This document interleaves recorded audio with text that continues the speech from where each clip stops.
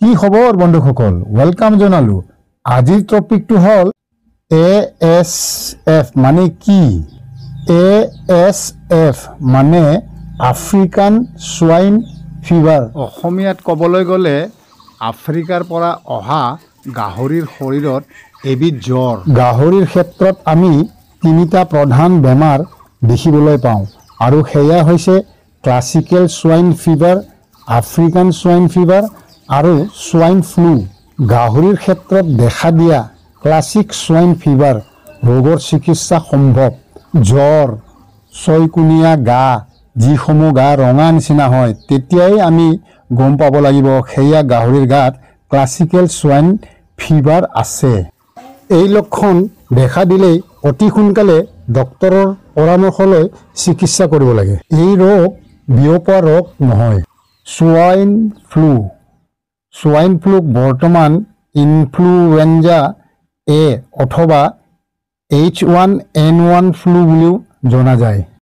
এই ৰোগ গাহৰিৰ পৰা গাহৰিলৈকে সংক্ৰমণ নহয়। আৰম্ভণিতে গাহৰিৰ পৰা মানুহলৈ এই ৰোগ সংক্ৰমণ হৈছিল আৰু এই ৰোগবিধ সৃষ্টি কৰা ভাইৰাছ গাহৰিৰ ইনফ্লুৱেঞ্জা কৰা ভাইৰাছৰ সৈতে এক বুলি ভবা হোৱা বাবেই ইয়াক সোয়াইন ফ্লু বুলি কোৱা হৈছিল।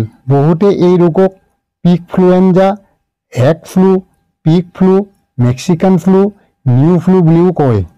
বৰ্তমান সময়ত এই ৰোগবিধ গাহৰিৰ পৰা নহয়, মানুহৰ পৰা মানুহলৈকে সংক্ৰমণ হয় বুলি কোৱা হৈছে। প্ৰকৃত সোয়াইন ফ্লু আচলতে ভাইৰাছৰ দ্বাৰা গাহৰিৰ শ্বাসতন্ত্ৰত হোৱা এবিধ ৰোগ। সাধাৰণতে মানুহৰ মাজত এই ৰোগ নহয়। কাছিত হলেও তাক জেনেটিক সোয়াইন ফ্লু বুলি কোৱা হয়। 2009 চনৰ মাৰ্চৰ শেষ আৰু এপ্ৰিলৰ প্ৰথম ভাগত মানুহৰ মাজত সোয়াইন ফ্লু ভাইৰাছ H1N1 আক্ৰমণৰ প্ৰথম খবৰ পোৱা গৈছিল।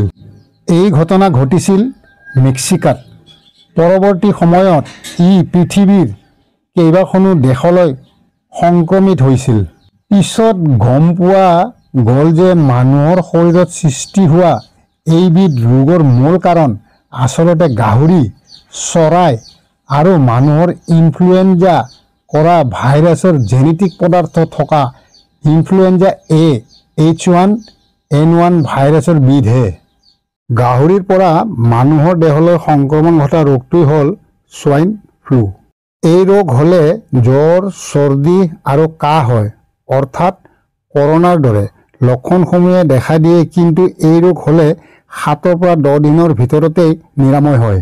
ৰোগাক্ৰান্ত ব্যক্তি স্কুল, কলেজ বা কাৰ্যালয়লৈ যাব নালাগে। চিকিৎসকৰ পৰামৰ্শ নোলোৱাকৈ কোনো ঔষধ সেৱন কৰিব নালাগে।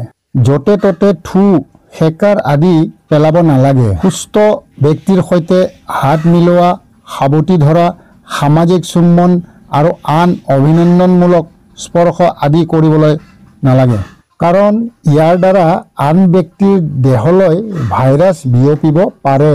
পৰাপক্ষত আন লোকৰ সৈতে সীমিত সম্পৰ্ক ৰখা উচিত। শৰীৰৰ ৰোগ প্ৰতিৰোধী ব্যৱস্থাটো শক্তিশালী কৰি ৰখাৰ বাবে কমেও 8 ঘণ্টা শুব লাগে। শৰীৰত পানী কমি যোৱাটো কোনোপধ্যে হ'বলৈ নিদিবৰ বাবে দৈনিক 8 পৰা 10 গিলাচ পানী খাব লাগে। পুষ্টিকৰ ভিটামিনযুক্ত আহাৰ খাব লাগে। জটিলতা অনুভৱ কৰিলেই পলম নকৰি চিকিৎসকৰ ওচৰলৈ যোৱা উচিত। কাহোঁতে বা হাঁচিয়াওঁতে নাক আৰু মুখ ৰুমালেৰে ঢাকিব লাগে। কাহ আৰু হাঁচিওৱাৰ পাছত প্ৰতিবাৰেই হাত দুখন চাবোনেৰে ভালদৰে ধুব লাগে। নাক, মুখ, চকু আদি স্পৰ্শৰ আগত আৰু পাছতো এনেদৰে হাত ধুব লাগে। পৰাপক্ষত আন লোকৰ সৈতে সীমিত সম্পৰ্ক ৰখা উচিত। মানুহৰ ভিৰ থকা ঠাইৰ পৰা পৰাপক্ষত আঁতৰি থাকিব লাগে। পৰাপক্ষত ঘৰতে থাকিব লাগে আৰু মাস্ক ব্যৱহাৰ কৰা উচিত। আনহাতে বিজ্ঞানসন্মতভাৱে গাহৰি পালন আৰু পশু চিকিৎসা বিভাগৰ নীতি নিৰ্দেশনা অনুসৰি কাম কৰিলে আৰু বছৰেকত 2বাৰ ভেকচিনৰ ব্যৱস্থা কৰি থাকিলে গাহৰি পালকসকলৰ যথেষ্টভাৱে উপকৃত হ'ব।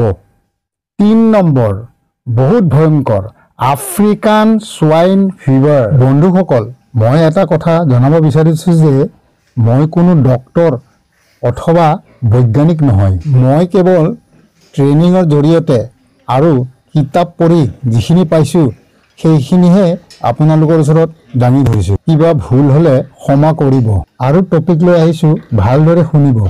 আফ্ৰিকান সোয়াইন ফিভাৰ ৰোগ আফ্ৰিকান সোয়াইন ফিভাৰ ভাইৰাছৰ দ্বাৰা হয়। এই ভাইৰাছটো আসপাৰফাইৰিডি পৰিয়ালৰ অন্তৰ্গত এটা DNA ভাইৰাছ। উল্লেখযোগ্য যে এই ভাইৰাছবিধে মানুহৰ শৰীৰত কোনো ধৰণৰ ৰোগৰ সৃষ্টি নকৰে। আফ্ৰিকান সোয়াইন ফিভাৰ হৈছে ঘৰচীয়া আৰু বনৰীয়া গাহৰিৰ শৰীৰত ভাইৰাছৰ পৰা হোৱা এবিধ ভয়ংকৰ সংক্ৰামক ৰোগ। এই বেমাৰবিধ গাহৰিৰ শৰীৰত সাধাৰণতে দেখা দিয়া ক্লাছিকেল সোয়াইন ফিভাৰতকৈ বেলেগ আৰু এই বেমাৰবিধৰ কোনো প্ৰতিষেধক এতিয়ালৈ ওলোৱা নাই। African swine fever Africa, Europe আৰু এছিয়াৰ কেইবাখনো দেশত বিস্তাৰিত হৈ আছে। 2020 চনৰ মে মাহৰ প্ৰথম সপ্তাহত সমগ্ৰ ভাৰতবৰ্ষৰ ভিতৰত অসমতেই পোনপ্ৰথমবাৰ এই বেমাৰ ধৰা পৰে। একে মাহৰে মাজভাগলৈ অসমৰ 10খন জিলাত আফ্ৰিকান সোয়াইন ফিভাৰত আক্ৰান্ত হৈ 18,919টা গাহৰিৰ মৃত্যু হোৱা বুলি অসমৰ কৃষি আৰু পশুপালনৰ মন্ত্ৰী মাননীয় অতুল বৰাদেৱে জানিবলৈ দিয়ে। 2020 বৰ্ষৰ এপ্ৰিল মাহৰ শেষ ভাগত আফ্ৰিকান সোয়াইন ফিভাৰ গাহৰিৰ মৃত্যু উদ্বেগজনকভাৱে বৃদ্ধি পোৱাৰ পৰিপ্ৰেক্ষিতত অসমৰ 6খন জিলাত গাহৰি মাংসৰ বিক্ৰী আৰু বিতৰণ বন্ধ কৰি দিয়ে। জিলাকেইখন হৈছে বিশ্বনাথ, ধেমাজি, ডিব্ৰুগড়, লখিমপুৰ, শিৱসাগৰ আৰু যোৰহাট। ইয়াৰ পিছত মৃত্যু গাহৰিৰ নমুনা ভোপালস্থিত national institute of high security animal ডিজিজলৈ প্ৰেৰণ কৰা হয় আৰু তাতে আফ্ৰিকান সোয়াইন ফিভাৰ বুলি নিশ্চিত কৰা হয়। আফ্ৰিকান সোয়াইন ফিভাৰ এই ৰোগ গাহৰিৰ দেহত দেখা দিলে ইয়াৰ কোনো চিকিৎসা নাই আৰু আজি পৰ্যন্ত এই ৰোগৰ প্ৰতিষেধক ওলোৱা নাই। য'ত এই বেমাৰ হয় সেই স্থানৰ পৰা 1 কিলোমিটাৰ দূৰ পৰ্যন্ত গাহৰিসমূহ মাৰি পেলোৱা হয় আৰু 10 কিলোমিটাৰ পৰ্যন্ত গাহৰি অনা নিয়া আৰু বেচা কিনা সম্পূৰ্ণৰূপে নিষিদ্ধ কৰা হয়। আফ্ৰিকান সোয়াইন ফিভাৰ হ'লে গাহৰিৰ গোটেই শৰীৰটো ঠিক এনেধৰণে ৰঙা পৰি যায় আৰু 2-3 দিনৰ ভিতৰত গাহৰিটো মৰি যায় আৰু ইয়াৰ সংক্ৰমণ অতি দ্ৰুত হাৰত হয়।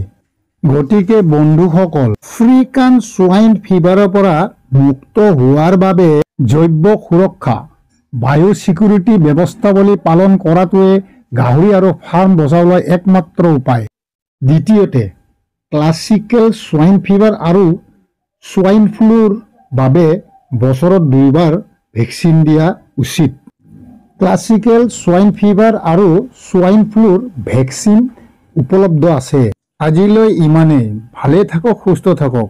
জয় আই অসম, জয় ভাৰত, বাই বাই।